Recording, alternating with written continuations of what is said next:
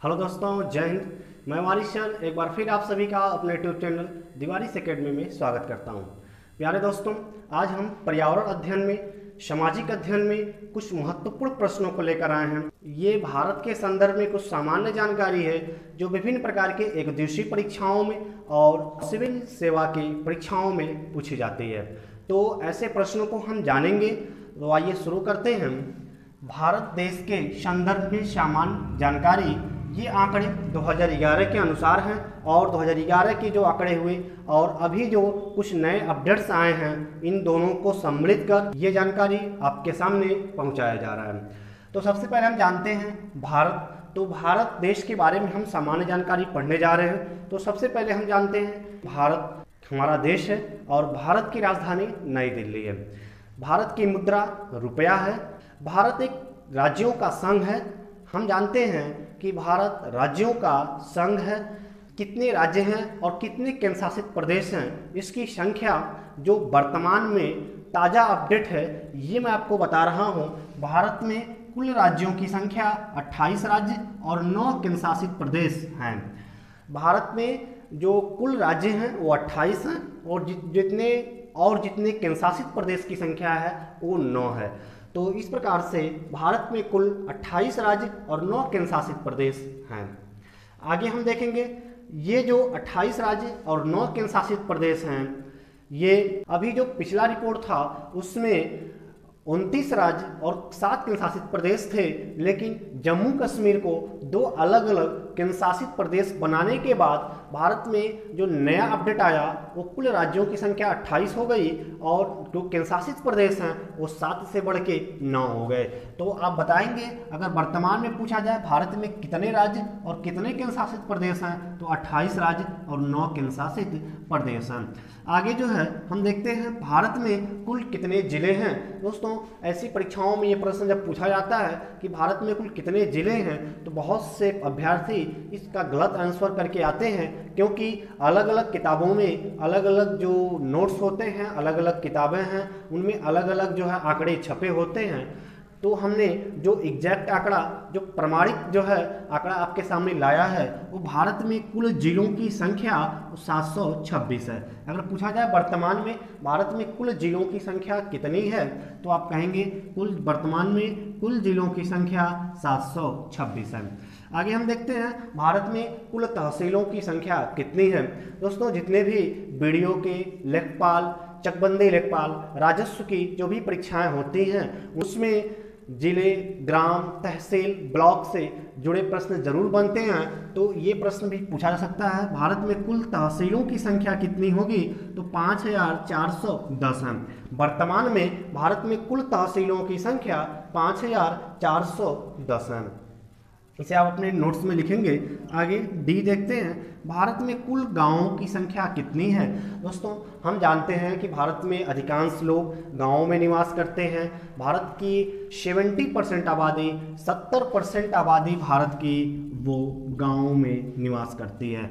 तो 70% आबादी जो गांवों में निवास करती है, तो ये जो है कितने गांव हैं भारत में, ये भी पूछा सकता है। तो भारत में जो कुल गांवों की संख्या है वर्तमान में वो 6,28,221 है।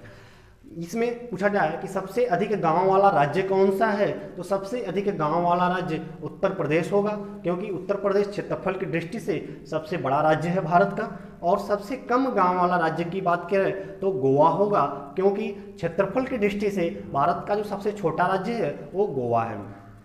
आगे देखते हैं ई, भारत में कुल आबादी कितनी है। दोस्तों, 2011 का जो रिपोर्ट आया था उसके अनुसार भारत की कुल आबादी की संख्या 125 करोड़ बताई गई थी। लगभग में अभी बढ़ कर के जो नया रिपोर्ट बताया जाता है, ये भारत में कुल आबादी जो है वर्तमान में जो कुल आबादी है ये 135 करोड़ के लगभग जो है पहुंच चुकी है।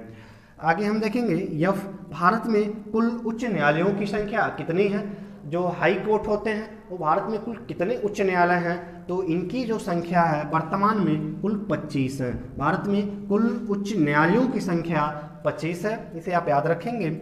आगे जी देखते हैं, भारत में कुल कितने पड़ोसी देश हैं। भारत के कुल कितने पड़ोसी देश हैं? पड़ोसी देश वो होते हैं जो किसी देश की सीमाओं के से लगते हैं, जो किसी देश की सीमाओं से लगते हैं वो पड़ोसी देश कहलाते हैं। तो भारत की सीमाओं से लगने वाले जो भी देश हैं वो भारत के पड़ोसी देश कहलाते हैं। तो भारत के कुल पड़ोसी देशों की जो संख्या है ये 7 है। तो आप इसे लिखेंगे। आगे 8वां देखते हैं हम, भारत में मुख्यतः कुल कितनी प्रकार की सेनाएं हैं? तो भारत में मुख्य रूप से 3 प्रकार की सेनाएं हैं, थल सेना, वायुसेना और जल सेना। थल सेना, वायुसेना और जल सेना, इन तीनों सेनाओं का जो सर्वोच्च सेनापति होता है वो भारत के राष्ट्रपति होते हैं।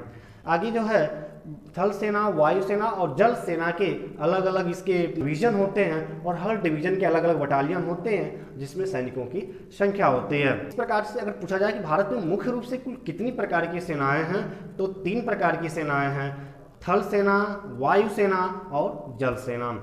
तीनों सेनाओं का जो सर्वोच्च सेनापति होता है वो भारत के राष्ट्रपति होते हैं। आगे हम जानेंगे आई नंबर का 9वां क्वेश्चन, भारत में मान्यता प्राप्त कुल कितनी प्रकार की भाषाएं बोली जाती हैं? तो भारत में वैसे तो बहुत सी भाषाएं बोली जाती है।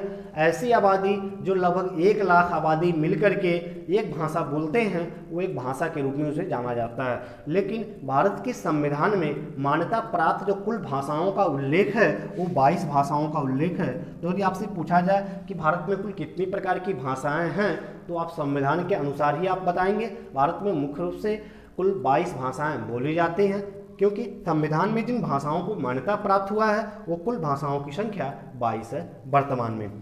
आगे हम देखते हैं जे भारत में कुल प्रमुख धर्म कौन कौन से हैं?